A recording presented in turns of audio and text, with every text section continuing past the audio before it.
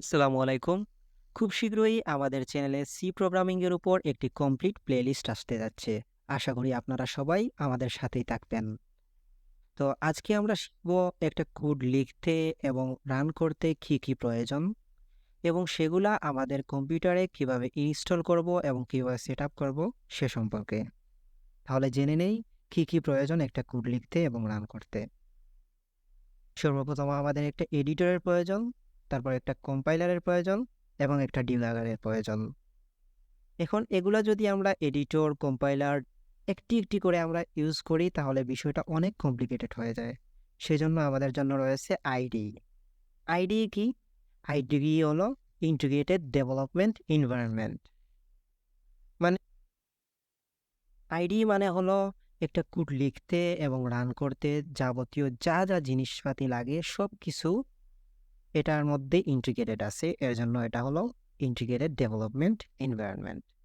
বিভিন্ন আইডি আছে, তার মধ্যে আমি আপনাদেরকে সাজেস্ট করব কোডব্লকস।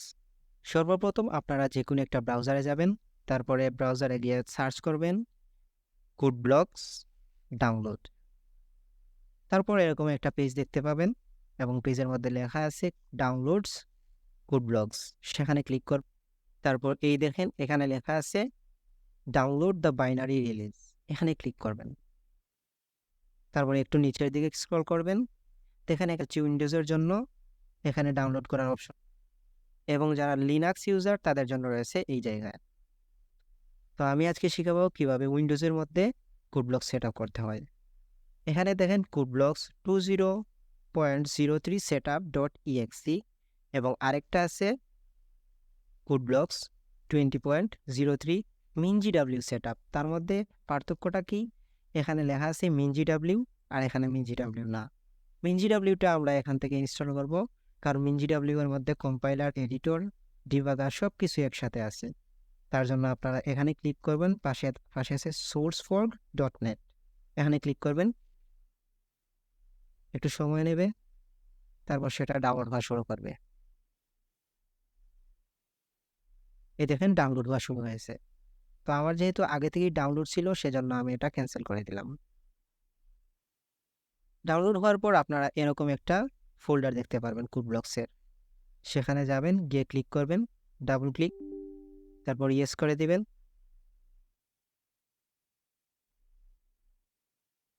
তারপর নেক্সট, তারপর আই এগ্রি করে দিবেন।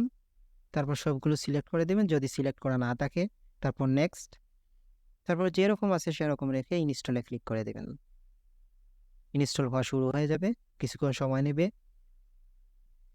ইনস্টল হয়ে যাওয়ার পর do you want to run CodeBlocks now এই জিনিসটা দেখাবে। তারপর আপনারা এখানে ইয়েস করে দিবেন এবং নেক্সট করে দিবেন, তারপর ফিনিশ।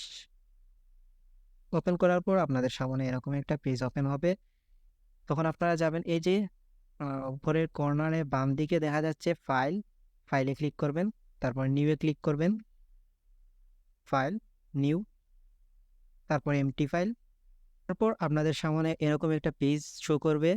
তখন আপনারা আবার যাবেন ফাইলে, ফাইলে গিয়ে এখানে যাবেন সেভ ফাইল অ্যাজ, সেখানে ক্লিক করবেন।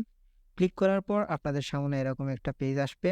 আসার পর আপনারা যে জায়গায় আপনারা সেভ করতে চাচ্ছেন সে জায়গায় নিয়ে যাবেন। ধরেন আমরা ডেস্কটপে সেভ করব এবং যে কোনো একটা নাম দিয়ে দিবেন। এখানে ধরেন আমি নাম দিলাম টেস্ট। এখন যদি এটা সি ফাইল হয় তাহলে আপনার ডিরেক্ট সেভ করলেও সমস্যা নেই, হয়ে যাবে। আবার ডট সিও যদি দেন তাহলে হবে।